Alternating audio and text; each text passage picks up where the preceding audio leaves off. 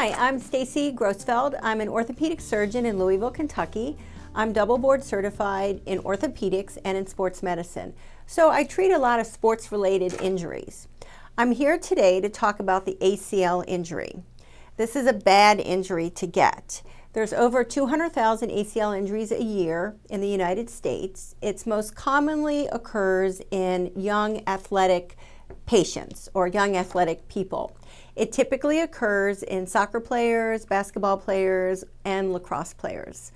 It occurs in sports where there's a lot of twisting, turning, and jumping, and even contact, such as football. There's two ways to tear your ACL. One way is to tear it when you collide with another player, such as in football. And the most common way that it's actually torn is called a non-contact, where you're running down the basketball court or the soccer field, you stop suddenly and you turn, and as you stop and turn, your knee gives way and the ACL tears. So why is it bad to tear your ACL? Well, if you want to return back to twisting, turning, jumping sports such as basketball, soccer, downhill skiing, or tennis, you really need your ACL because it is the major ligament in your knee that provides stability. So if this is your thigh bone and this is your shin bone, your ACL helps to hold the knee together. When you tear your ACL, your lower bone or your tibia will shift forward. So if you're playing a twisting, turning, jumping sport and you don't have an ACL, your knee will give way, which can then cause damage to the cartilage to your knee or even cause a meniscal tear, which is a shock absorber within your knee joint. So we really don't want to tear the ACL because even if you have ACL surgery, which is very common in the United States, 63% of those athletes never return back to the same level of sport that they were doing prior to their ACL injury. And 20% will actually have recurrent ACL problems, such as a stretched out ACL or even re-tearing their ACL after surgery.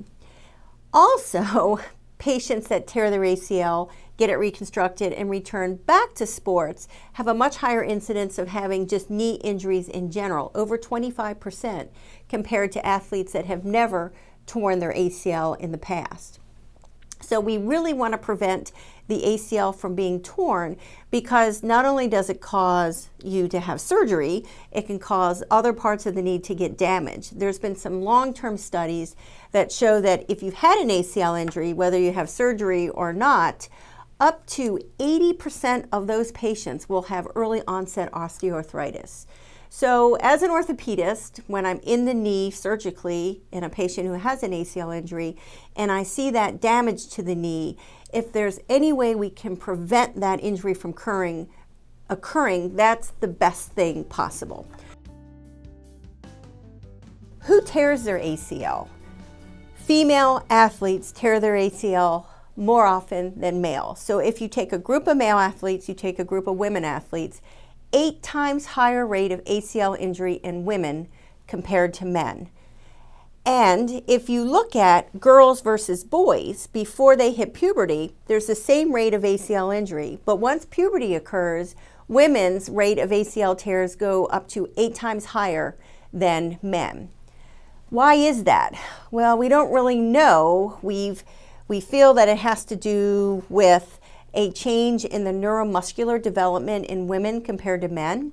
And that is what the PEP program or the FIFA Plus 11 program looks at, on how to teach these athletes, especially the female athlete, how to land properly, how to jump properly, how to strengthen the muscles and the nerves around the knee joint, which is what we're going to show in the video. The most common 3 symptoms of an ACL injury are: 1, you heard a pop. Number 2, you have swelling in your knee within 12 hours of the injury. And number 3, you could not finish the game. If you can answer yes to all 3 of those questions, you have an 85% chance you've torn your ACL. The ACL tear can be confirmed via MRI scan. Plain x-rays won't show an ACL tear. Physical examination is fairly sensitive for picking up an ACL injury, but the gold standard of imaging studies is an MRI scan. Another statistic which shows why it's really bad to tear your ACL is even if you've had ACL surgery, and you compare the athletes that have had ACL surgery compared to athletes that have not had an ACL surgery, the group that's had the injury and has had surgery has a 15-time higher chance of tearing their ACL again compared to the group that never had an ACL injury. So it's really important to prevent that ACL injury from occurring, because a cascade of bad events can occur to your knee after that injury.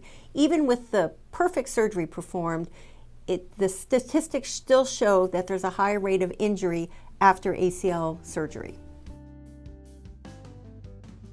So why do only 63% of the athletes go back to the same level sport that they did prior to their ACL injury after undergoing ACL reconstruction?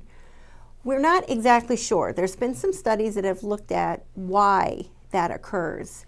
One of the reasons, it's a psychological reason. The athlete is kind of scared to go back to playing that level sport for fear of re-tearing or injuring their knee.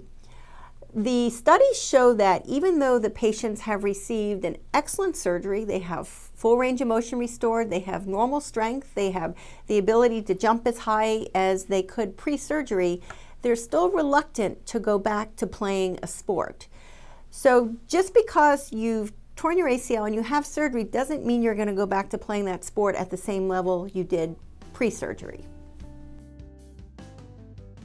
There was a great article published in 2005 and then again in 2008, authored by Dr. Bert Mendelbaum and his group out of Santa Monica Sports Medicine, showing that there was almost a 60% reduction in ACL injury in Division I female soccer players by instituting this program.